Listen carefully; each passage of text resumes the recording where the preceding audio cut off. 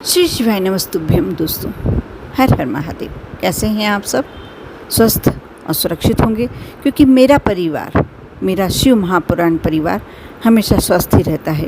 क्योंकि बहुत ही सुंदर सुंदर उपाय जो गुरुदेव द्वारा बताए हुए हैं, पंडित प्रदीप जी मिश्रा के शिव महापुराण कथा में बताए जाते हैं, वह उपाय मैं उन्हें बताती हूँ और प्रयासरत रहती हूँ कि आपके जीवन में कोई भी कष्ट हो, कोई भी परेशानी हो, चाहे धन संबंधी हो, स्वास्थ्य संबंधी हो, क्लेश संबंधी, कोई भी परेशानियां हैं, यदि आपके बच्चों का विवाह भी नहीं तय हो पा रहा है, तो ऐसी सारी परेशानियों से मुक्त होने का बहुत ही सुंदर उपाय है जो गुरुदेव अपनी कथा में, अपनी व्यासपीठ पर बैठकर जो शिव महापुराण के बीच बीच में उपाय बताते हैं, और उनसे करोड़ों लोग उन उपायों को कर कर फ़ायदा उठा रहे हैं।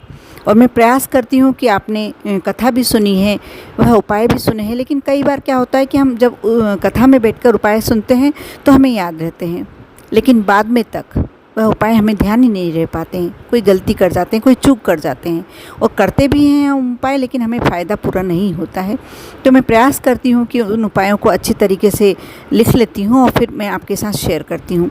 यह उपाय बहुत ही सुंदर उपाय हैं और एकादशी तिथि पर ही करने वाले हैं। कामदा एकादशी 19 अप्रैल के दिन है, और ये उपाय कैसा उपाय है जो आप पूरे दिन में कभी भी कर सकते हैं। बहुत सरल उपाय है, और ज़रूरी नहीं है कि कामदा एकादशी है इसलिए आपको आज ही करना है। कोई भी एकादशी तिथि पर आप कर सकते हैं।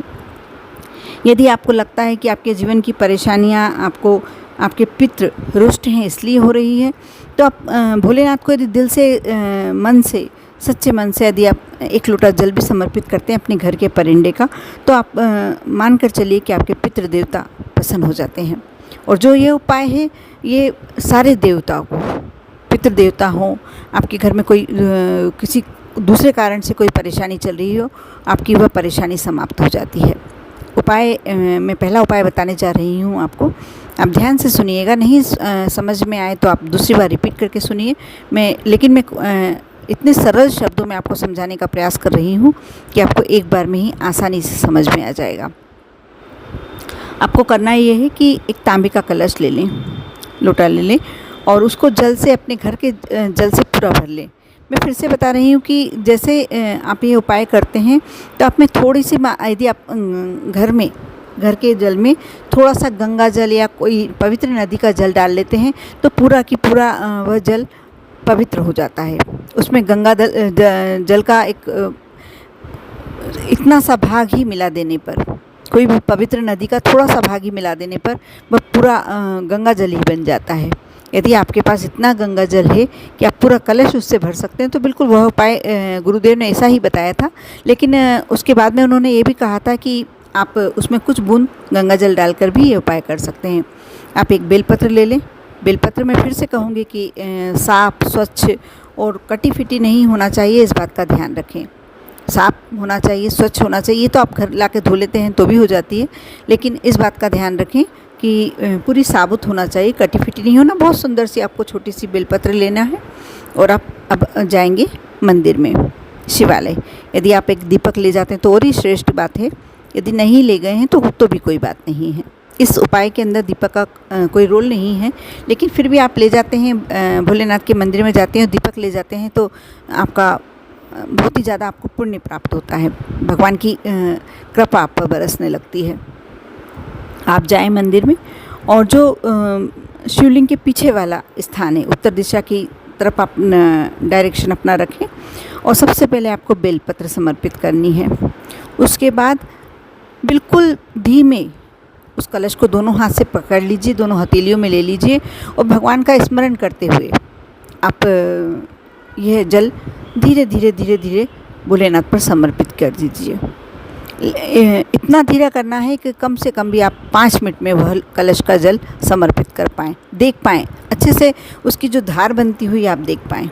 उस समय आपको स्मरण करना है स्वधा स्वधा स्वधा। आपको अपनी परेशानियां भी नहीं शेयर करनी है, क्योंकि भोलेनाथ मन की बातें समझने वाले हैं।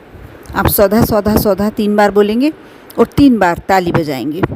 यदि आपको स्वधा मंत्र स्त्रोत याद है तो आप वह कर लें, यदि नहीं याद है तो आप मोबाइल में सर्च करेंगे सौधा स्त्रोत के नाम से, तो आपको बहुत ही आसानी से निकल जाएगा। आप मंदिर के एक कोने में बैठ जाएं, शिवालय में के एक कोने में आपने ये उपाय कर लिया, सौधा सौधा सौधा 3 बार बोल दिया, 3 बार ताली बजा दी। अब आप एक छोटे से हिस्से में कोने में बैठ जाएं, क्योंकि शिव मंदिर में आजकल इतनी अथाह भीड़ रहती है कि आपके कारण किसी दूसरे को परेशानी ना हो, इस बात का आप ध्यान रखें। एक कोने में बैठ जाएं और वहाँ मोबाइल पर, यदि आप संस्कृत अच्छे से पढ़ सकते हैं तो पढ़ लीजिए, और नहीं पढ़ सकते हैं लिरिक्स निकाल के कर लीजिए, और यदि नहीं पढ़ सकते हैं तो आप उस मंत्र को मोबाइल पर सुन भी सकते हैं। आपको अंदर ही बैठना है, शिवालय में जहाँ शिवलिंग स्थापित है वहीं बैठना है, लेकिन हाँ बस थोड़ा सा जगह का ध्यान रखें कि आपके कारण किसी को दूसरे को परेशानी नहीं हो। सौधा स्त्रोत आप सुने और उसके बाद हाथ जोड़कर भगवान से विनती करके आप अपने घर आ जाइए। यह बहुत ही सुंदर, बहुत ही छोटा सा उपाय है। इसको मात्र कर देने से आपके जीवन की सारी परेशानियां दूर हो जाएंगी, और इसको आप किसी भी समय कर सकते हैं। आपको जब लगता है कि शिवालय में भीड़ ना हो तब चले जाएं, आपको जब लगता है आप फ्री हैं तब चले जाएं, जैसी आपकी इच्छा। अब मैं जो दूसरा उपाय बता रही हूँ वह भी एकादशी तिथि का है, बहुत सुंदर उपाय है। वह उपाय इसलिए है कि आपके घर में कोई ऐसा व्यक्ति है जिसे दवाइयाँ भी काम नहीं कर रही हैं, हमेशा बीमार रहता है, कोई ना कोई बीमारी उसके साथ हमेशा लगी रहती है, और ऐसे में हमारा पैसा तो खर्च होता ही है, रुपया तो खर्च तो होता ही है, लेकिन परेशानी पूरे परिवार को भी देखनी पड़ती है, और साथ के साथ वह व्यक्ति तो परेशान होता ही होता है जो स्वयं बीमार है। आप एक काम करें, 21 दाने चने की दाल, मुझे बताने की आवश्यकता नहीं है कि चने की दाल क्या होती है। आप चने की दाल घर से ले लीजिए 21 दाने, और उन्हें घर में आप धो सकते हैं, धो के सुखाकर ऐसे ही पोंछकर घर से 21 दाने गिन कर ले जाइए। चने की दाल भी टूटी फूटी आती है, लेकिन आपको साबुत छाँट कर लेनी है। एक कलश जल का ले लें, एक बेलपत्र ले लें। आपको जाना है शिवालय, ये भी आप उपाय दिन भर में कोई भी समय कर सकते हैं। आपने शिवालय गए, पहुँचे आप शिवालय, सबसे पहले जाकर आप उत्तर दिशा की तरफ डायरेक्शन करके शिवलिंग के पीछे वाले स्थान पर जाके खड़े हों, और वहाँ जाके सबसे पहले आप बेलपत्र चढ़ाएं। उसके बाद जो जल आपने ले गए कलश का वह समर्पित करें, और उसके बाद आप 21 दाने पूरे दाल के उस जगह समर्पित कर दीजिए, और कुंदकेश्वर नाम का स्मरण करते हुए आपको ये दाल समर्पित करनी है। उस समय आपको वह व्यक्ति का नाम और गोत्र भी स्मरण करना है जो व्यक्ति के लिए आप ये कार्य कर रहे हैं, जो व्यक्ति बीमार है।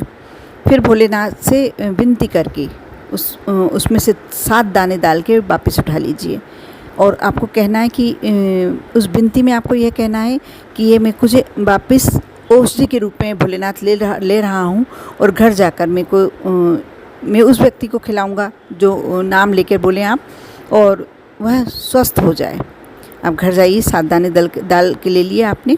अब आपको दिन भर में 24 घंटे में वह 7 दाने दाल के कैसे भी उस व्यक्ति को खिला दीजिए। आप देखना उसका जल्दी से स्वास्थ्य में सुधार आने लगेगा। बहुत ही छोटे छोटे उपाय हैं, बहुत ही सरल उपाय हैं, अवश्य करें, करके देखें, क्योंकि करने के बाद ही हमें मालूम पड़ता है कि हमें इससे कितना फ़ायदा हो रहा है। आप पर और आपके पूरे परिवार पर भोलेनाथ की कृपा बनी रहे। एकादशी तिथि है, भगवान विष्णु की माँ लक्ष्मी की आप पर कृपा बनी रहे। ओम नमः शिवाय।